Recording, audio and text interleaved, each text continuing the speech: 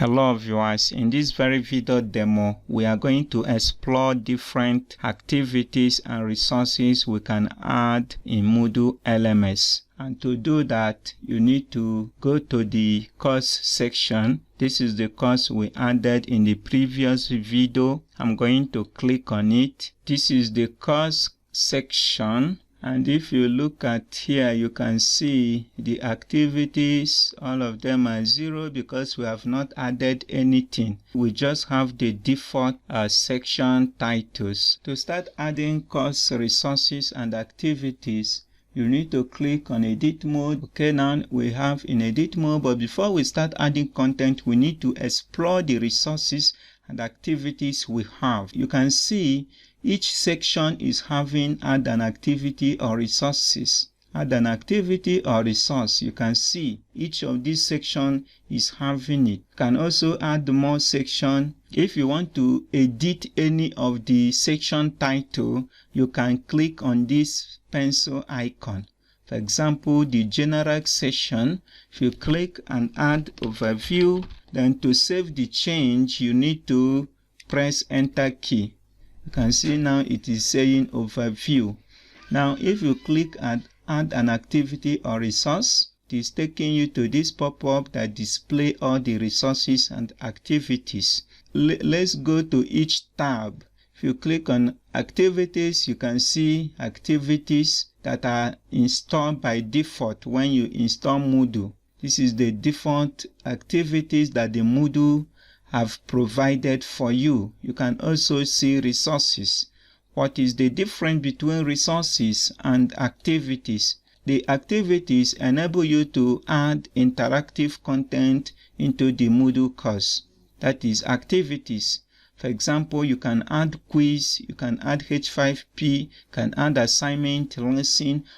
Each of these activities enables you to grade, to add a grading content. Each of these, you can grade any of these content by adding them in your course. While resources enables you to present content. The resources does not allow grading, but it allows you to present the content to the students. For example, you can present your course content as a book, you can present it as a file, you can present it as a folder, can present it as a page. A page is just like a blog content, okay, where you can add text, images, some embed video and other contents. You can also see text and media area. Maybe you just want to add text and media. Each of these resources, you can use it to present your content depending on how you organize your course. We will be making use of most of these resources to present our content. Now, if you want to learn more about how to use any of these features, you can see the info icon. Click on it. For example, the book. If you want to know how to use the book, you can read about how to use the book here. You can see it. Likewise, if you want to return back to the list, you can click back and now it will return you back to the list. Okay, if you want to know how to use the page, you click on it.